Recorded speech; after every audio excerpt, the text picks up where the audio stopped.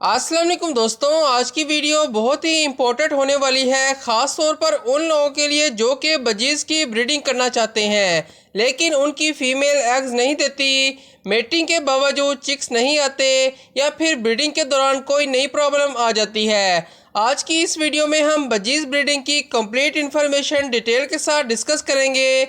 हम बात करेंगे कि ब्रीडिंग के लिए बजीज़ की एज कितनी होनी चाहिए, हेल्थी पेयर कैसे सिलेक्ट करना चाहिए, मेल और फीमेल को कैसे प्रिपेयर करें, ब्रीडिंग केज कैसा होना चाहिए, नेस्ट बॉक्स कब लगाना चाहिए, डाइट में क्या देना है, मेटिंग के बाद एग्स कब आते हैं या एग्स हैच होने में कितना टाइम लगता है। इसके बाद हम डिस्कस करेंगे कि चिक्स की केयर कैसे करनी है और ब्रीडिंग के दौरान किन कॉमन मिस्टेक से बचा जाए। तो वीडियो को एंड तक ज़रूर देखिएगा क्योंकि हर पॉइंट बहुत इंपॉर्टेंट है। तो टाइम को वेस्ट किए बिना शुरू करते हैं आज की वीडियो। तो दोस्तों बात कर लेते हैं पॉइंट नंबर 1 के बारे में, जो कि है ब्रीडिंग के लिए हेल्थी बजीज सेलेक्ट करना। सबसे पहले बात करते हैं ब्रीडिंग पेयर की सिलेक्शन की। अगर आप अच्छे चिक्स हासिल करना चाहते हैं तो सबसे पहले आपको हेल्थी मेल और हेल्थी फीमेल सेलेक्ट करनी होगी। सिर्फ मेल और फीमेल का पेयर बना देना ब्रीडिंग की गारंटी नहीं होता। बजीज एक्टिव होने चाहिए, उनकी जो आंखें हैं वो क्लियर होनी चाहिए और जो पर है वो भी क्लियर होने चाहिए। साथ ही साथ जो बर्ड है वो नॉर्मल तरह से खा पी रहे हों और अच्छी फ्लाई कर रहे हों। जो बर्ड अक्सर नीचे फ्लोर पर बैठे रहते हैं, बहुत कमज़ोर हैं या उनको लूज़ मोशन लगे हुए हैं तो उनसे ब्रीडिंग नहीं लेनी चाहिए। पहले बर्ड को कम्प्लीटली हेल्थी करें, फिर ब्रीडिंग के बारे में सोचें। इसके बाद बात करते हैं दूसरे पॉइंट के बारे में, जो कि है बजीज की एज। ब्रीडिंग में एज बहुत इंपॉर्टेंट होती है। बहुत छोटी एज में बजीज को ब्रीडिंग के लिए फोर्स नहीं करना चाहिए। यंग बर्ड्स की बॉडी अभी कम्प्लीटली मैच्योर नहीं होती और फीमेल के लिए अर्ली ब्रीडिंग प्रॉब्लम्स क्रिएट कर सकती हैं, यानी कि फ्यूचर में जाकर आपके बर्ड्स में जो फीमेल है उसके साथ बहुत सारी प्रॉब्लम आ सकती हैं। बेहतर यह है कि बर्ड्स फिजिकली मैच्योर और हेल्थी हों। ख़ास तौर पर फीमेल को ब्रीडिंग से पहले अच्छी बॉडी कंडीशन में होना चाहिए। सिर्फ इसलिए कि फीमेल मेल के साथ मेटिंग कर रही है इसका मतलब ये नहीं है कि वो ब्रीडिंग के लिए कम्प्लीटली रेडी है। इसके बाद बात करते हैं तीसरे पॉइंट के बारे में, जो कि है मेल और फीमेल का पेयर कैसे सिलेक्ट करें। पेयर सिलेक्शन में सबसे इम्पोर्टेंट चीज़ बर्ड्स का हेल्थी होना और एक दूसरे के साथ कंपैटिबल होना है। अगर मेल फीमेल को कॉन्स्टेंटली चेस कर रहा है और फीमेल उससे बच रही है तो ये ज़रूरी नहीं है कि ब्रीडिंग हो जाएगी। कुछ पेयर्स नेचुरली एक दूसरे को एक्सेप्ट कर लेते हैं जबकि कुछ बर्ड्स को पार्टनर पसंद नहीं आता। इसलिए अगर हेल्थी बर्ड्स होने के बावजूद पेयर अग्रेसिव हो रहा है तो उनकी कंपैटिबिलिटी भी चेक करनी चाहिए। इसके बाद बात करते हैं चौथे पॉइंट के बारे में, जो कि है ब्रीडिंग केज। अब बात करते हैं ब्रीडिंग केज के बारे में। ब्रीडिंग के लिए केज इतना होना चाहिए कि आपके बर्ड्स को अच्छी फ्लाई मिल सके और आपके बर्ड्स अच्छा खा पी सकें। केज में proper perch, food bowls, water और नेस्ट बॉक्स के लिए सूटेबल स्पेस होनी चाहिए और केज को ऐसी जगह रखें जहां पर एक्सेसिव नॉइज़ ना हो, यानी कि शोर ना हो, और कॉन्स्टेंटली अपने बर्ड्स को डिस्टर्ब ना करें क्योंकि अगर आपके बर्ड्स एक बार डिस्टर्ब हो गए तो ब्रीडिंग रुक सकती है। बर्ड्स को ब्रीडिंग के दौरान बार बार डिस्टर्ब करना भी ब्रीडिंग को अफेक्ट कर सकता है, इसलिए केज को रिलेटिवली पीसफुल लोकेशन पर रखना बेहतर होता है। इसके बाद बात करते हैं पांचवें पॉइंट के बारे में, जो कि है नेस्ट बॉक्स कब लगाना चाहिए। नेस्ट बॉक्स ब्रीडिंग सेटअप का बहुत इंपॉर्टेंट पार्ट है। अगर आप ब्रीडिंग स्टार्ट करवाना चाहते हैं तो सूटेबल नेस्ट बॉक्स प्रोवाइड करना ज़रूरी है, लेकिन नेस्ट बॉक्स लगाने के बाद उसे बार बार चेक करना या फीमेल को डिस्टर्ब करना सही नहीं होगा। फीमेल नेस्ट बॉक्स को इंस्पेक्ट करेगी और अगर वो रेडी होगी तो उसमें जाना स्टार्ट कर देगी। कभी फीमेल पहले दिन ही नेस्ट बॉक्स एक्सेप्ट कर लेती है और कभी कुछ दिन लग जाते हैं, इसलिए सब्र रखना बहुत ज़रूरी है। आपके पास ब्रीडिंग आना शुरू हो जाएगी। इसके बाद बात करते हैं छठे पॉइंट के बारे में, जो कि है ब्रीडिंग डाइट। अब आते हैं सबसे इम्पोर्टेंट टॉपिक पर, जो कि है आपके बर्ड्स की डाइट। दोस्तों ब्रीडिंग बर्ड्स को सिर्फ सीड मिक्स पर डिपेंड नहीं करना चाहिए, उनकी डाइट बैलेंस होनी चाहिए। क्वालिटी सीड मिक्स के साथ साथ अपने बर्ड्स को फ्रेश वेजिटेबल्स और सॉफ्ट फूड का इस्तेमाल भी ज़रूर करवाएं। साथ ही साथ ग्रीन लीफी वेजिटेबल्स और सूटेबल ग्रेन्स और अदर सेफ फूड डाइट को इम्प्रूव कर सकते हैं।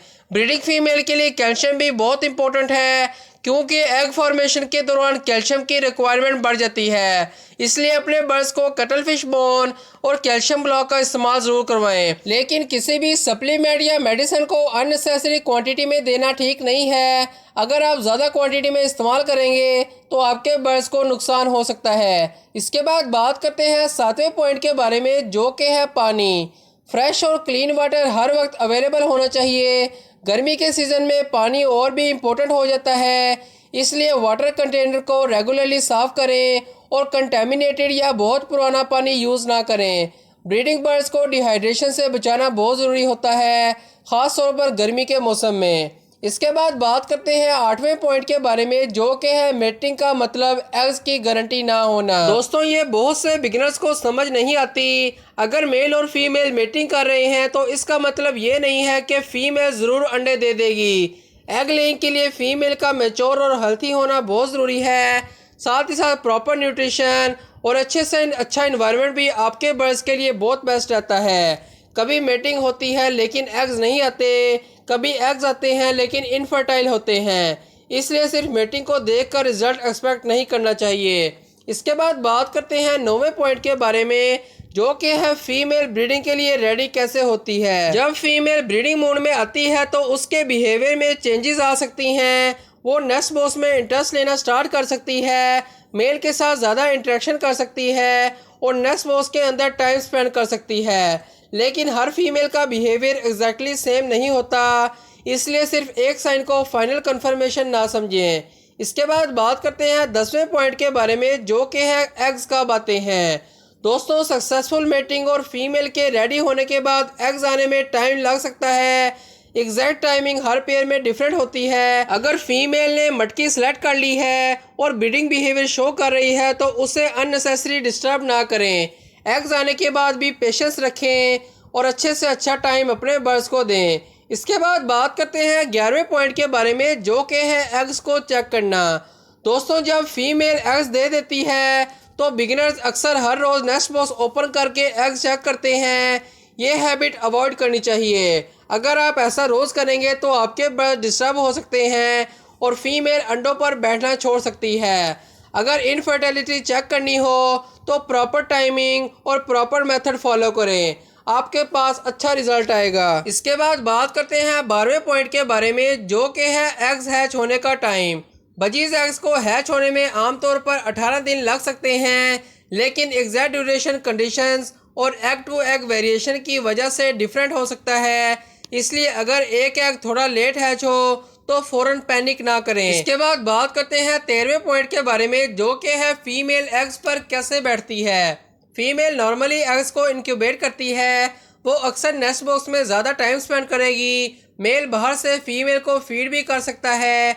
अगर पेयर प्रॉपरली बॉन्डेड है तो मेल फीमेल को फूड प्रोवाइड कर सकता है और फीमेल चिक्स की केयर में बिजी रहेगी और आपके बर्ड्स के जो चिक्स होंगे वो हेल्थी ग्रो करेंगे। इसके बाद बात करते हैं 14वें पॉइंट के बारे में, जो कि है इनफर्टाइल एग्स क्यों होते हैं। अगर एग्स हैच नहीं हो रहे तो एक रीज़न इनफर्टिलिटी भी हो सकता है। इसकी डिफरेंट रीज़न अगर मैं आपको बताऊं तो मेल या फीमेल की fertility problem, improper mating, immature birds, poor health और न्यूट्रिशन प्रॉब्लम या जेनेटिक फैक्टर्स। इसलिए सिर्फ फीमेल को ब्लेम करना बिल्कुल सही नहीं है। मेल भी ब्रीडिंग फेलियर का रीज़न हो सकता है।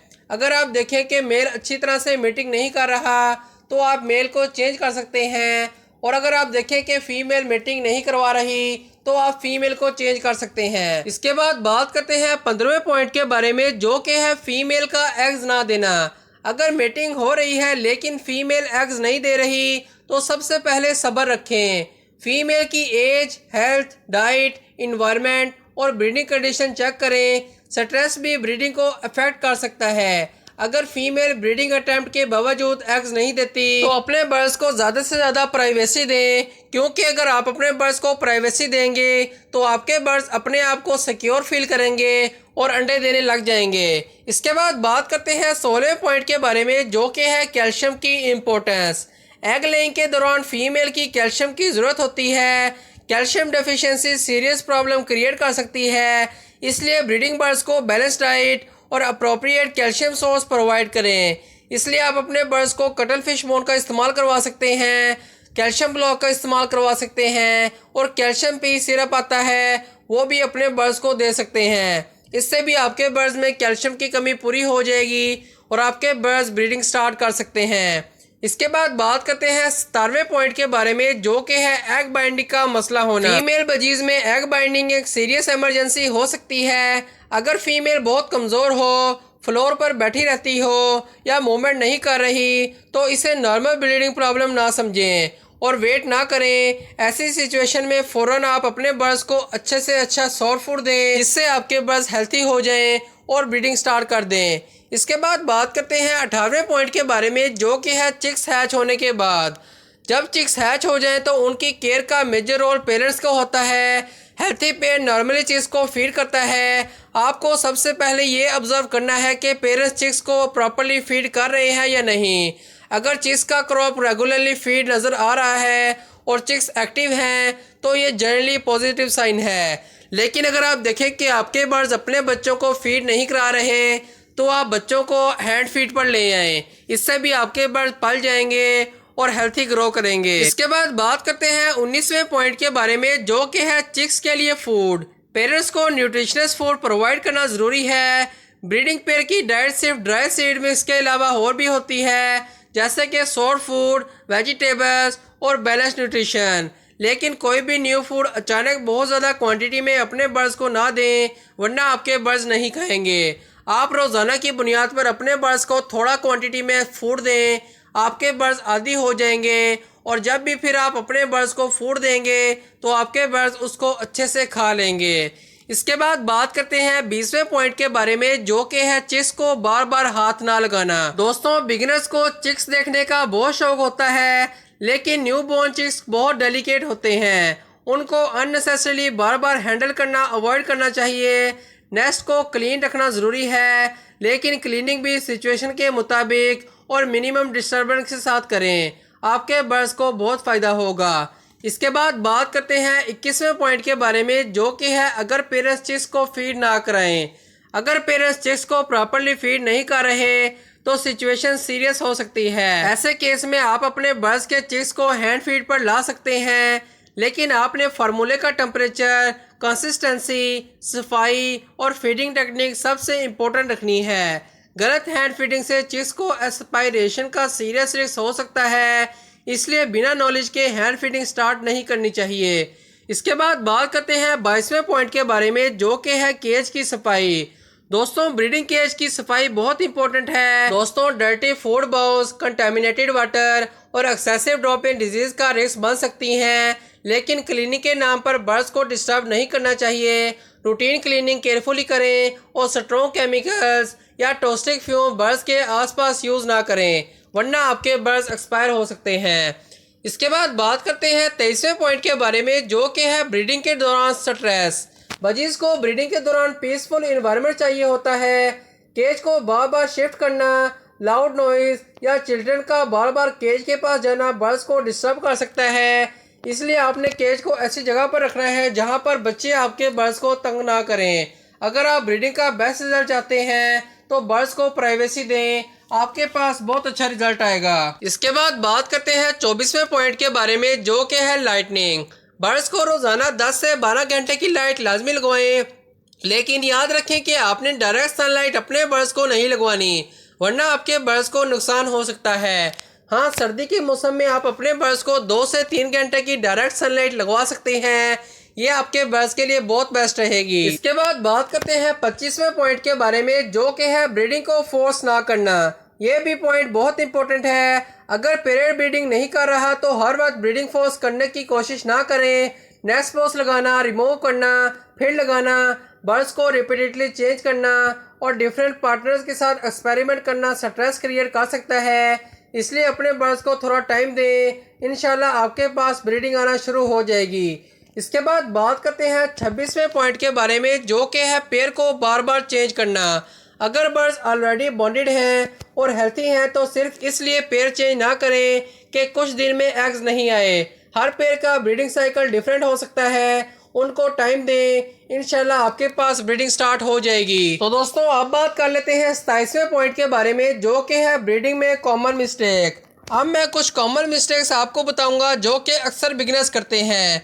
बहुत से बिगिनर्स बहुत छोटी एज में बर्ड्स से ब्रीडिंग लेते हैं, अनहेल्थी बर्ड्स को ब्रीडिंग में लगा देते हैं, अपने बर्ड्स को अच्छी डाइट नहीं देते, कैल्शियम नहीं देते और नेस्ट बॉक्स या मटकी सही नहीं लगाते। साथ ही साथ वो अपने बर्ड्स को बार बार डिस्टर्ब करते हैं और मेटिंग होते ही एग्स एक्सपेक्ट करने लग जाते हैं। एक ब्रीडिंग के बाद फीमेल को कंटिन्यूसली ब्रीडिंग पर ना लगाएं, पहले अपने बर्ड्स को थोड़ी रेस्ट दें, उसके बाद उनसे ब्रीडिंग लें दोबारा। इंशाल्लाह आपके पास काफ़ी अच्छी ब्रीडिंग होगी। तो दोस्तों ये थी बजीज़ ब्रीडिंग की कंप्लीट इन्फॉर्मेशन। अगर आप बजीज़ की ब्रीडिंग स्टार्ट करने वाले हैं तो सबसे पहले अपने बर्ड्स की हेल्थ चेक करें और एज चेक करें, उसके बाद ही उनसे ब्रीडिंग लें। उम्मीद है आज की वीडियो आपको पसंद आई होगी। अगर वीडियो पसंद है तो लाइक करें, चैनल को सब्सक्राइब करें और कमेंट में ज़रूर बताएं कि आपके पास कितने पेयर बजीज़ हैं। मिलते हैं नेक्स्ट वीडियो में, तब तक के लिए अल्लाह हाफिज़।